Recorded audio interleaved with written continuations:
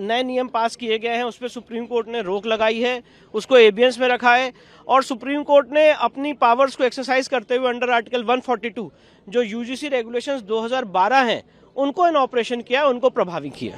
अगला कदम क्या रहेगा, क्योंकि इस पे सुप्रीम कोर्ट की तरफ अब सुप्रीम कोर्ट ने इस मामले में केंद्र सरकार को और सारे पक्षकारों को नोटिस जारी किया है और इस मामले की अगली सुनवाई 19 मार्च को निर्धारित की गई है। 19 मार्च को क्या कुछ होने की संभावना है? अब ये तो कोई व्यक्ति प्रेडिक्ट नहीं कर सकता है। केंद्र सरकार से जवाब मांगा है, केंद्र सरकार अपना जवाब देगी। हमने इस बात को पॉइंट आउट किया कि अगर इस प्रकार से रेगुलेशन लागू रह जाते हैं, अभी यूनिवर्सिटीज में एडमिशन होने वाले हैं, नए फ्रेशर्स बच्चे जाएंगे जिन्हें रैगिंग का सामना होगा और रैगिंग यूनिवर्सिटीज में all across the world her university, her college, her campus में रिकॉग्नाइज्ड फैक्ट है। और लेकिन ये जो नया एक्ट आया था इसमें रैगिंग की डिफिनीशन ही गायब कर दी थी, तो इस रेगुलेशन में कमी तो थी। और रैगिंग अगर होती किसी जनरल कैटेगरी के बच्चे कि उसके पास कोई ऑप्शन ही नहीं था कहीं शिकायत करने का, क्योंकि उसको क्रॉस केस का डर होता कि भाई ये हमारे खिलाफ कह देंगे कि इन्होंने कास्ट बेस्ड एट्रोसिटी हमारे अगेंस्ट की है। इक्विटी स्क्वाड के पास ये है कि भाई अगर SC/ST का कोई भी शिकायत आता है उसको कंप्लेन करनी है पुलिस को, तो पता चला जो पढ़ने गया पहले दिन वो जेल पहुंच जाता। तो ये बहुत ही खतरनाक ड्रैकोनियन लॉ था। ये क्रिमिनल ट्राइब एक्ट 1872 जैसा था, जहाँ कुछ जातियों को मान लिया गया था अपराधी था। इस रेगुलेशन ने मान लिया था कि जनरल कैटेगरी के बच्चे अपराधी हैं। इसी के खिलाफ आज हम आए थे। ईश्वर की कृपा है, महात्मा गांधी के आशीर्वाद, हमने निकलते ही महात्मा गांधी जी से आशीर्वाद आज मांगा है।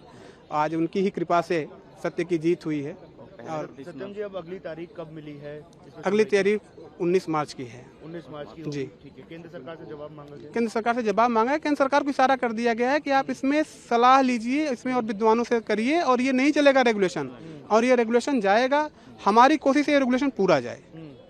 हम इसमें अमेंडमेंट से नहीं, ये पूरा रेगुलेशन जाए और ऐसा कानून बने जिसमें किसी भी प्रकार का किसी भी बच्चे को फाल्सली इम्प्लीकेट करने का कोई भी चांस स्कोप ना हो। अदरवाइज पॉलिटिकल पार्टी जो उनके प्रवक्ता बैठे हैं बच्चों को फंसाने के लिए। अब पर्टिकुलर देखिए, हम कास्टलेस सोसाइटी चाहते हैं। अगर आप अभी किसी यूनिवर्सिटी कैंपस, किसी हॉस्टल में चले जाएं, ठंडियों का सीजन चल रहा है, एक ही रजाई में जनरल और OBC का बच्चा बैठा हुआ मिल जाएगा आपको।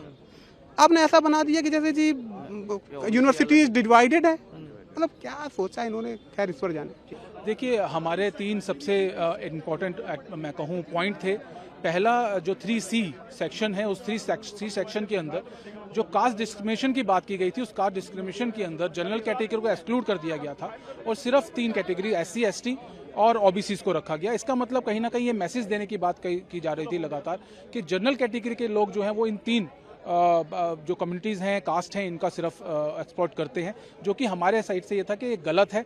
Constitutionally it can not be possible और आप ऐसा कह नहीं सकते। और कहीं ना कहीं ये मैसेज, गलत मैसेज जो है वो इस 3C की तरफ से जा रहा था, जिसको हमने लेकर आज बहस की थी। और जो हमारे CJI हैं उन्होंने इस बात को माना कि बिल्कुल 3C जो सेक्शन है वो कहीं ना कहीं बहुत बड़े इंप्लीकेशंस यहाँ दिखा रहा है और चिंता जाहिर की, और इसीलिए इसको स्टे भी किया गया। साथ साथ हमारा आर्गूमेंट ये भी था कि जो सेक्शन 8 के अंदर जो इक्विटी कमेटी बनाने की बात की गई थी, वो इक्विटी कमेटी की जो बनाने की बात है, हम उसको लीगली चैलेंज कर रहे हैं। हमारा ये कहना है कि उसको बनाने का राइट UGC के पास नहीं है। वो कमेटी या तो UGC सेंट्रल लेवल पे फ्रेम कर सकती है, नहीं तो कॉलेजेस के स्टेट लेवल के ऊपर वो कमेटी जो है फ्रेम नहीं की जा सकती। साथ साथ उसके अंदर जनरल कम्युनिटी का रिप्रेजेंटेशन को लेकर कोई भी बात नहीं कही गई थी, जो कि गलत है। जब सब कम्युनिटीज को आप रिप्रेजेंटेशन दे रहे हैं तो कहीं ना कहीं वहाँ पे समानता के अधिकार के साथ आपको जनरल कम्युनिटी का भी रिप्रेजेंटेशन वहाँ होना चाहिए था। इसके साथ आर्गूमेंट एक और था कि जो शिकायत करने की जो प्रक्रिया है, उसमें अगर कोई शिकायत झूठी करता है तो उसके ऊपर क्या एक्शन होगा, या फिर कोई शिकायत बार बार करता है तो उसके ऊपर क्या एक्शन होगा।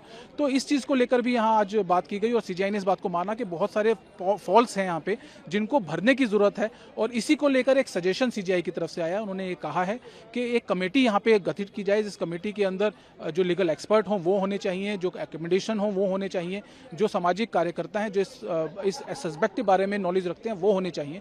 उसको लेकर कमेटी बने और रूल रेगुलेशन को दोबारा से देखा जाए और ऐसे रूल रेगुलेशन बनाए जाए जो समाज के लिए, हमारी यूनिवर्सिटीज़ के लिए और बच्चों के लिए सही हो और समानता के अधिकार को मैनेज करते हैं। अब अगली सुनवाई किस तारीख को होगी सर? 19 मार्च के लिए सुनवाई रखी गई है। इससे पहले एक पेटिशन जो कि 2019 से चल रही है, जिस डायरेक्शन के बाद ये रूल्स बने थे, उस पेटिशन के साथ लगा दिया गया है इनको। और अब तीन आज रिट पेटिशन थी वो जो इनकी सुनवाई थी, और अब तीनों रिट पेटिशन जो है वो 19 मार्च को सुनवाई होगी।